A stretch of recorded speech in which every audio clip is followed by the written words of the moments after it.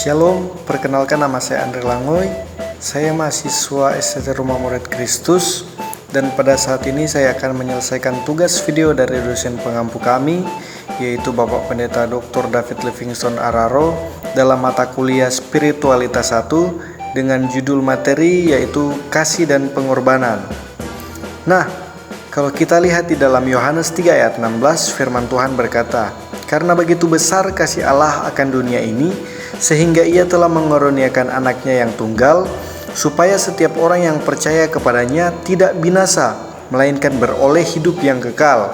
Nah, dari ayat ini kita bisa melihat tentang kasih Tuhan bagi kita manusia yang disertai dengan pengorbanannya yang mati di atas kayu salib. Nah, dari hal ini kita bisa mengerti bahwa kasih itu menjadi penggerak atau penyebab kita melakukan tindakan-tindakan yang bersifat extraordinary atau hal-hal yang lebih daripada biasanya.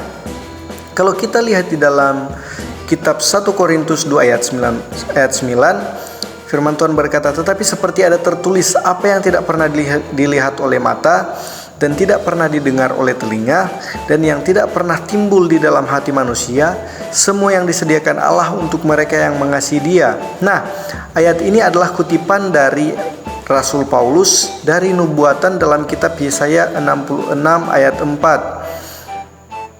Nah, dalam ayat ini menjelaskan di mana ada penolong yang akan menyelamatkan orang Israel dan digenapi oleh Yesus yang menyelamatkan semua umat manusia. Di dalam Yohanes 13 ayat 34, ini adalah perintah baru dari Yesus agar semua orang harus saling mengasihi. Karena kalau dalam perjanjian lama dapat kita pahami bahwa orang hanya akan mengasihi sesama ketika sesama tersebut baik bagi orang itu. Sehingga dari hal inilah Yesus memberikan sebuah perintah baru agar semua orang harus saling mengasihi apapun kondisi yang dialami. Nah, berikut kita akan melihat beberapa hal tentang kasih Yesus.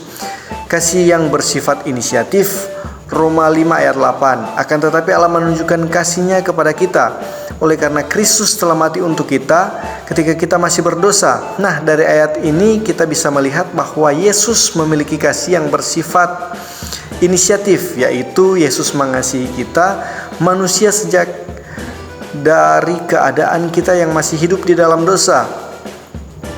Yang berikutnya itu kasih yang berisiko, yaitu sebuah pengorbanan. Kita semua percaya bahwa Allah kita adalah Allah yang Maha Tahu, dan Yesus pun tahu bahwa banyak orang yang akan menolak Dia, tetapi Yesus tetap mengambil risiko tersebut karena Ia sangat mengasihi manusia. Yesus adalah Tuhan yang penuh dengan kemuliaan, tetapi Dia mengkenosiskan atau merendahkan dirinya agar setara sama dengan manusia, hanya semata-mata karena Dia mengasihi umat manusia. Yesus pun rela berinkarnasi menjadi manusia, dimulai dari dalam kandungan atau janin dengan segala resiko yang mungkin bisa terjadi. Inilah kasih, di mana kasih membuat tindakan Yesus untuk mengasihi itu menjadi ekstraordinari atau hal-hal di luar biasanya, dan terhindar dari transaksional atau mengharapkan umpan balik, yaitu imbalan. Demikianlah tugas video mengenai kasih dan pengorbanan. Tuhan Yesus Kristus memberkati.